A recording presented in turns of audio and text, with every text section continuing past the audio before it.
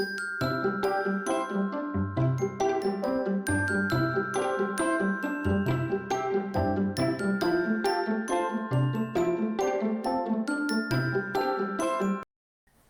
everybody's doing well. It's good to see you. This is Miley here. I wanted to spend just a few minutes with you today, and I want to go back to our story from last week. Countless experts lacked the skills to fix the ship engine, right? Do you remember the story? If you haven't seen that episode, go ahead and go back and look at it. Because I want to ask you some questions today about those experts. How do we avoid wasting countless hours of productive time when we actually need a proven expert? How do we actually find them and cut out those extra steps? It's really important that we figure that out. So just a few days ago, I was outside raking leaves. So I'm in the front yard, which is not my favorite place to be. And a salesman walks up and asks me, "Do you need any repairs on your house?" I shook my head. I did not stop raking leaves. I said, "No, thank you." And he asked again, "What about the windows?" I said, "No, thank you." So why didn't I stop and engage this guy? My leaves were honestly more important than his sale. I have to tell you that very honestly, because it's going to get dark. We're not far off. It's going to get dark. We're in November. The days are short. I had work to do. I was not searching for his services. And it's a really important point, because does it really matter to me if that guy makes a sale today? I mean, he bothered the entire neighborhood. So I also have to tell you this very honestly. I also have one mentor on my advisory team for all my household repairs. Without him, I would never, ever have access to experts.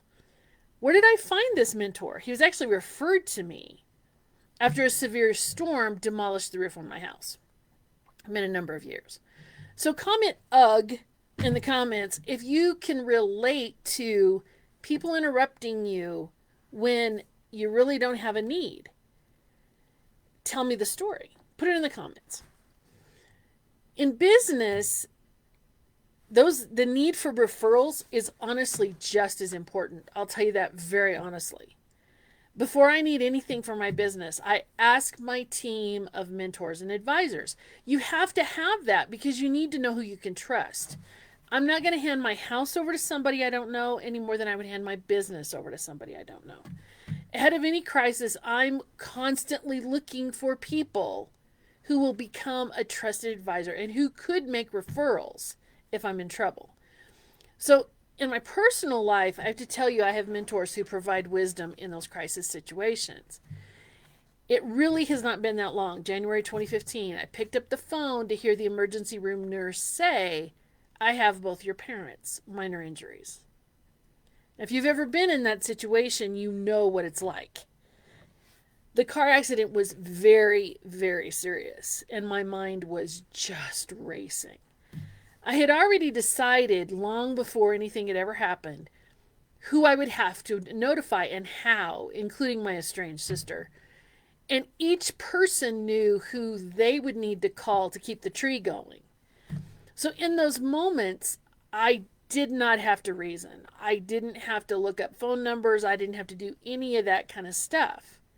My emotions were clouding my thoughts, and I knew I couldn't drive the 90 miles to where they were in the emergency room without taking a friend with me. And she went with me, and she never hesitated. She was at work. I called her. She said, "I'm on my way." And 20 minutes later, we were in the truck screaming down the highway. So who are those people in your life who you know that you could reach out to? Now, in business, when a crisis hits, there's all kinds of things that can happen. You may or may not know about the story that in Tyler, Texas this week, where an entire freezer full of frozen turkeys, we're 2 weeks ahead of Thanksgiving, burst into flames. Nobody knows why. And a business is basically not going to have a holiday season. Christmas, Thanksgiving, all the above. You guys know when we eat turkeys. They're closed until January. Who did that man call? I'm sure he had a list. So for the rest of us, recruiting advisors, actually happens as your business life unfolds. Some of those people come from surprising places, and consistent contact between all of those crises is essential because you've got to bring them with you. So respect is built when we offer to listen to other people and offer our assistance whenever possible. Each time you listen to somebody, you actually give that person value and you give them respect that they deserve. So your investment is repaid many times whenever a crisis arises in your life and your business. So those really stressful times can be very costly when we're caught without supporters. If you have legal troubles, do you have a plan? If you have tax issues, do you have somebody to call? Maybe you have a surge in new customers, which is a great thing, except, oh my gosh, how do I scale without faltering? Without wise counsel, what would you do? Associates will move heaven and earth for those who are available during the good times. And I want to ask you to pause right here and I want you to think about something. And I want you to comment blessed. If you have people who answer your desperate phone calls during a crisis, and I want to hear your story, put it in the comments. Tell me your story about a time where you hit one of those crisis points and somebody came in and helped you. Now, that section that we just came through actually addresses the people who are on the outside of your business. But when the time comes to add a team member, to find that guy who can hit the ship engine with a hammer, you want to outsource a product or your project, you want to hire someone, where do you turn in those moments? Because if you add a great person, that's fine, but what if you don't? Many times the best people are already working for people we know. So what do we do? And how do you find talent to add to your team and get some work done at the same time? And I think that that's kind of a crucial method to where we're seeing this more and more as people are not necessarily interviewing as much anymore as they're auditioning. So when you think about someone who's going to enter your business, why would you let them in if you've never seen how they work, if they work, do they hit deadlines? So you can remove some of that by taking a little bit different approach with your search. So before you venture out onto some website and start looking for a person, back up to the very beginning of the process. Now, what is the beginning of that process? You've got to have work completed, correct? You know that there's something on your list that you either don't know how to do, you don't want to do it, you don't have time to do it, you don't have the resources to do it. You probably need to know the basic steps and where that actually ends. How do you go from A to B to C in order to teach that other person who you're going to audition how to do the project? Whether you hire them, outsource, or whatever, you better know what you need. How would you describe the project? And what words are best? If you're talking about a specific kind of software, you've got to include that in your description.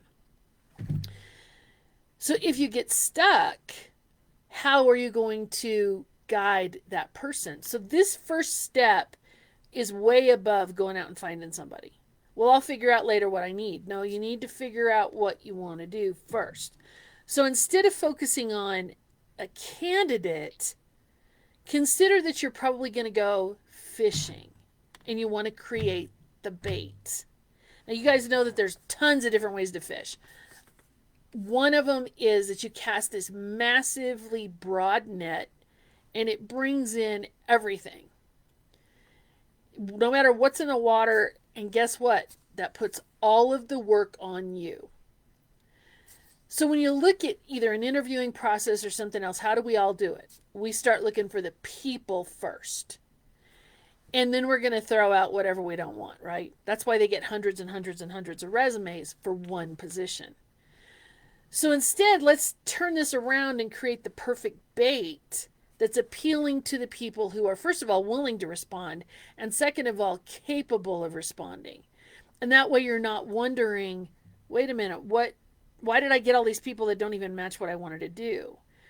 So create bait that actually eliminates before you even enter the picture again. So the other piece that is really, really important is some creativity to narrow that pool even more. Remember, you're disqualifying, you're eliminating before they get to you. So what skill is required? In a very simple way of finding out if people pay attention to you is to see if they follow directions, because everybody needs to follow directions at one point in their lives. If they're in my business, they better follow my instructions. It's my business. You do it my way or the door's over there. So you include specific instructions in your application process. Any respondents who don't follow the instructions, they don't move forward. And it takes the work off of you. So I wonder if you've ever heard the story about Eddie Van Halen's band. And there was a clause in the contract with event organizers. And it was pretty far down in the fine print. And what it said was, you include a bowl of M&Ms with all the brown M&Ms removed. Now, people really thought this was a joke. They really did not believe that they did this. Now, why would they do this? And this is what the summary says, exactly what the summary says. If any brown M&Ms were found backstage, the band could cancel the entire concert at the full expense of the promoter. That meant that because of a single candy, a promoter could lose millions. To ensure the promoter had read every single word in the contract, the band created the no brown M&Ms clause.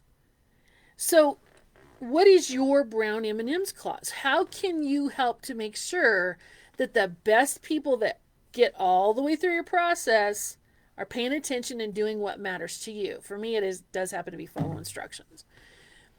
So if attention to detail and following your instructions actually matters, you create something innovative for the applicants to do. Be ready for a couple of different ideas and rotate them to prevent candidates from helping each other. If they know each other, they're going to tell them what to do. So have some different things that you do, similar to the no brown M&Ms clause. And in this, reveal your culture and your brand in your hunt for team talent. And it will really eliminate how many people won't go that extra mile. They don't pay attention. They jump to the end. They send you a resume that's halfway baked. They send you an old-fashioned cover letter. And what you asked them to do was part of your project. So here's the question that I have for you. Right now, you're probably trying to grasp some of what I've kind of blazed through here. And I want you to stop right here, and I want you to comment racing.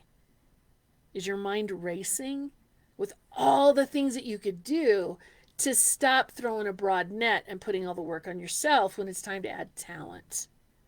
We all need to build our advisory board, and that's for the people that are external to our business, who offer wisdom, who keep us off the rails. Before we actually have a need for insight, make sure you're looking for them everywhere. And on the opposite side, be willing to be on somebody else's advisory board. Be willing to listen to them and offer your insight. Sometimes you say something that answers their questions. It's so important that we do that. Now, my advisors have to have a variety of experience and skills. Look around. In the most recent days, I've come across multiple teams that are made up of exact duplicates of the leader. So that's probably not wise. We all need people who are different than we are. So when the floodwaters rise, look for people who will complete your skill set and experience. If this has made you think, I want to hear from you in the comments, whether you're watching live or later in the replay. I want to hear from you. I want to know how you're doing. I want to know what your challenges are in your business. And more than anything, when you're ready to move forward and you're ready to embrace some of the things you don't know how to do, I want you to reach out. Okay? Have a great day. Thanks for being here. And all the best. Look for those advisors. Thanks so much.